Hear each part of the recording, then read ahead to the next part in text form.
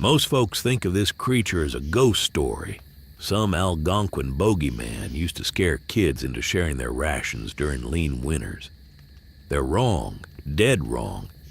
It is rooted in the folklore, sure, that much is undeniable, but it's also something else, something visceral and deeply unsettling. I spent 3 years chasing whispers of one in the northern Maine woods back in '98 to '01. 3 years getting my boots permanently caked in mud, my nerves frayed, and a healthy dose of existential dread permanently lodged in my gut.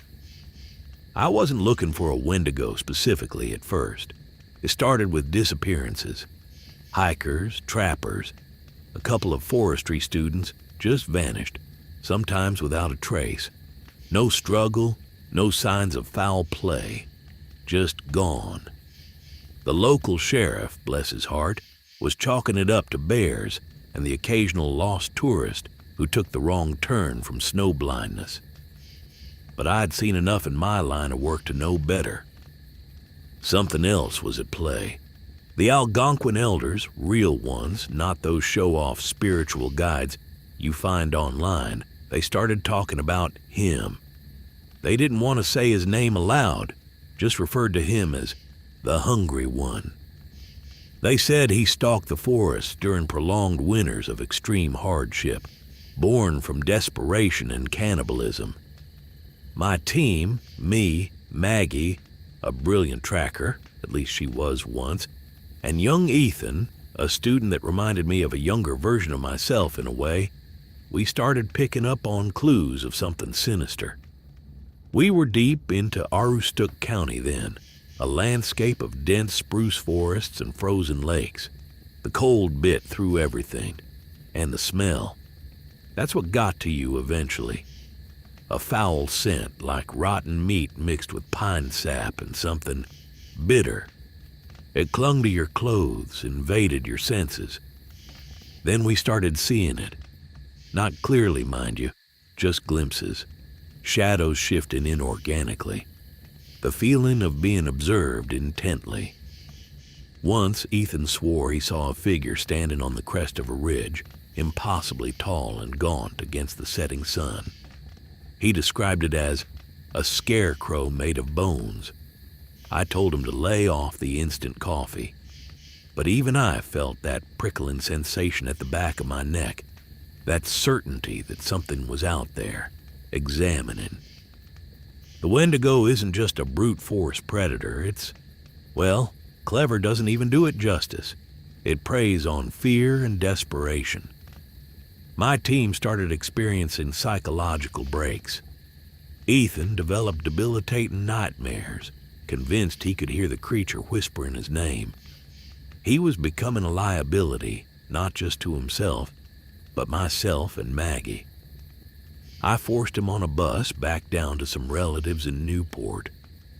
Maggie became obsessed with finding it, driven by an almost manic energy that was far beyond professional curiosity. I had to pull her aside twice within a month, threatening to call off the entire trip unless she kept her head. That's how I lost her, though. She went back, deeper into Aroostook County than we had ever planned. It was hard enough tracking my own trails, and damn near grueling to follow hers. It started with the snow. Not just any snow, the kind that doesn't fall. It settled, thick, heavy, almost suffocating, like the world was trying to bury itself in white. And then, the silence got worse, deeper, more profound than anything I'd ever experienced. I knew something was fundamentally wrong, even without seeing a single footprint. Maggie wouldn't just disappear into the Maine wilderness during a blizzard, not without a struggle. I began at her camp. It was pristine, almost unnaturally so. Her sleeping bag was neatly rolled up, her gear meticulously arranged. There wasn't a trace of a fight, no disturbed snow, no broken branches. Just an unsettling sense that she'd simply stepped away. I found traces of her journal nearby, meticulously detailed observations of the creature's movements and patterns, interspersed with increasingly frantic entries about the silence, the yearning, and finally a single chilling sentence: "It's so very hungry for my memories." And then I smelled it again, that foul odor, but stronger now, laced with something tangy, like old blood.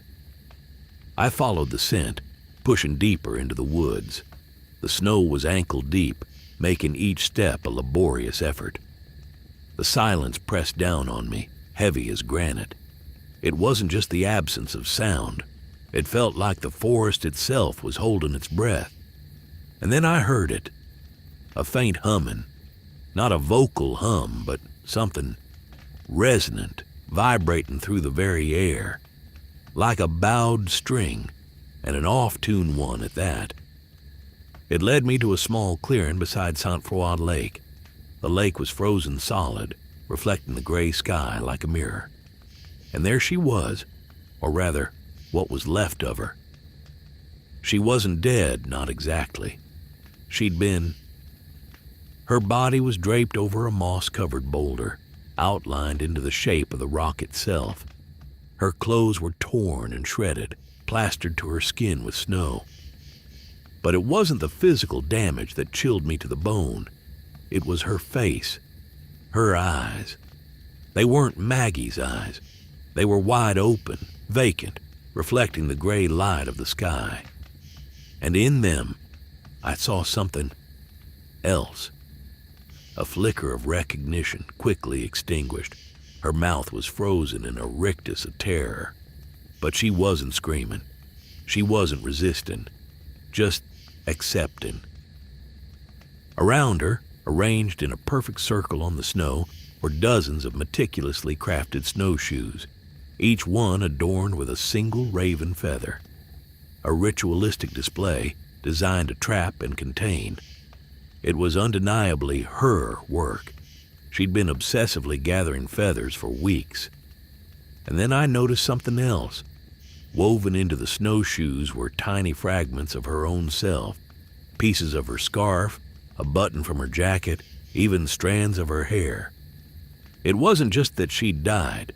It was that she'd become part of the landscape, a sacrifice, an offering. And then I heard the voice again, clearer this time, resonating directly in my mind. It wasn't a command or a threat, but a simple observation. "You couldn't stop me, Walter. You couldn't protect her." There was no anger in it, only a profound, desolate, resounding declaration. It's a parasitic relationship fundamentally. The Wendigo doesn't simply kill. It facilitates its own existence by indulging in the insatiable search for more. It uses the victim's despair as fuel. And once you're sufficiently broken down, stripped of your sense of self, it begins to digest you. That's where I think it truly began to unravel. The Wendigo doesn't need knowledge. It feeds on it.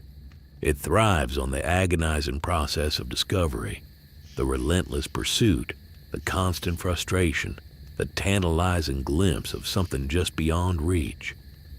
Maggie, with her craving for more, became a beacon, a vulnerable point in the forest's darkness.